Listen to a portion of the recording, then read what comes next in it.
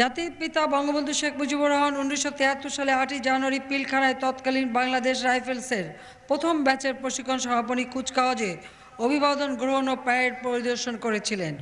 তার প্রত্যাশা ছিল যে এ বাহিনী দেশের সীমান্ত রক্ষা ও চোরাচালান প্রতিরোধের মাধ্যমে সার্বভৌমত্ব রক্ষার পাশাপাশি দেশের অর্থনীতিতে উল্লেখযোগ্য ভূমিকা রাখবে। জাতির পিতা 1972 সালে দেশে ফেরার পর বিদেশি এক সাংবাদিককে দেয়া সাক্ষাৎকারে যুদ্ধ বিধ্বস্ত বাংলাদেশ পুনর্গঠনে সীমান্ত এলাকাকে ভূ রাজনৈতিক অবস্থান বিবেচনায় বিশেষ গুরুত্বপূর্ণ সম্পদ হিসেবে উল্লেখ করেছিলেন। আমি আশা করি জাতির পিতার সেই প্রত্যাশার কথা স্মরণ রেখে আপনারা সবসময় দেশপ্রেম ও সততার সাথে দায়িত্ব পালন করে এই বাহিনীর সুনাম ও মর্যাদা অক্ষুণ্ণ রাখবেন, মানুষের বিশ্বাস ও আস্থা অর্জন করবেন। বিজিবির অব্যাহত উন্নয়ন ও সমৃদ্ধি এবং বিজিবি দিবসের সফলতা আমি কামনা করি।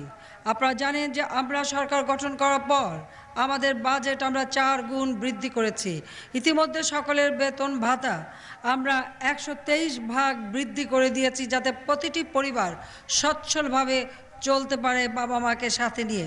সেদিকে লক্ষ্য রেখে এই বেতন ভাতা বৃদ্ধি করা হয়েছে। সেই সাথে সাথে আজকে দেশ উন্নয়নের পথে এগিয়ে যাচ্ছে। বাংলাদেশ বিশ্বে আজ মর্যাদা পেয়েছে। বাংলাদেশ উন্নয়নের রোল মডেল। প্রতিটি মানুষের মাথাপিছু আয় 1314 মার্কিন ডলারে আমরা উন্নীত করতে সক্ষম হয়েছি। আজকে পর মুখাপেক্ষী না, আমরা নিজের পায়ে দাঁড়াবো, মর্যাদার সাথে চলব, বিশ্বসভায় মাথা উঁচু করে চলব। সেইভাবেই আমরা কাজ করে যাচ্ছি, সেই নিয়ত নিয়েই আমরা রাষ্ট্র পরিচালনা করছি। বাংলাদেশ মুক্তিযুদ্ধে বিজয় অর্জন করেছে। বিজয় অর্জনকারী একটি জাতি আমরা। কারো কাছে আমরা মাথা নত করে চলব না। আমরা সারা বিশ্বে মর্যাদা আসনে বাংলাদেশকে অধিষ্ঠিত করব। 2021 সালের মধ্যে বাংলাদেশ মধ্যম আয়ের দেশে উন্নীত হবে, যখন আমরা আমাদের স্বাধীনতার সুবর্ণ জয়ন্তী পালন করব। 2041 সালের মধ্যে বাংলাদেশ হবে দক্ষিণ এশিয়ায় উন্নত সমৃদ্ধ দেশ।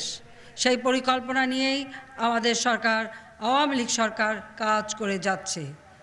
আপনাদের সবাইকে আমি এই আহ্বানই জানাবো, দেশপ্রেমে উদ্বুদ্ধ হয়ে বাংলাদেশ যেন মর্যাদা নিয়ে চলতে পারে, বিশ্বসভায় মাথা উঁচু করে চলার স্থান করে নিতে পারে।